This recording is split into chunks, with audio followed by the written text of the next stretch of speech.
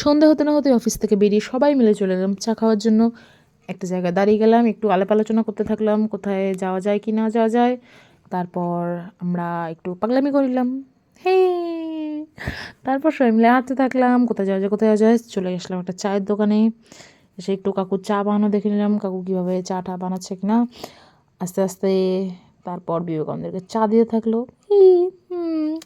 বিবেক চা দিতে থাকলো আমাদেরকে। আমরা একটু আস্তে করে চায়ের চুমুক দিয়ে দিলাম, কেমন খেতে লাগছে, খুব ভালো, ও আচ্ছা। তারপর আমাদেরকে বিবেক দেখাচ্ছিল ডলি চায়ওয়ালা কী করে চা বানায়। যাই হোক, চায়ের দোকান দাদা আমাদের দেখে লজ্জা পেয়ে গেলো।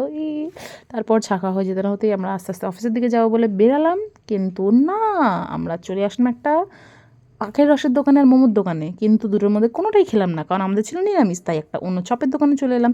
চপের দোকানে এসে একটা স্যান্ডউইচ খেয়ে নিলাম, আর সবই অনেক কিছু খেয়েছিলাম, ওটা দেখানো হয়নি। তারপরে একটুখানি ঝুড়ি ভাজা, কাকু একটু স্টাইল দিয়ে কেরামতি দিয়ে একটু বিশাল বানাচ্ছিলো, কিন্তু লাস্টে একটু বেশি মশলা দিয়ে ফেলেছিলো, তাই একটু মানে বাজে খেতে হয়নি, কিন্তু ওদের ভালোও খেতে হয়নি। পেয়ে একটু খেয়ে নিল, সেই খেতে। চলো বাড়ি চলে এলাম।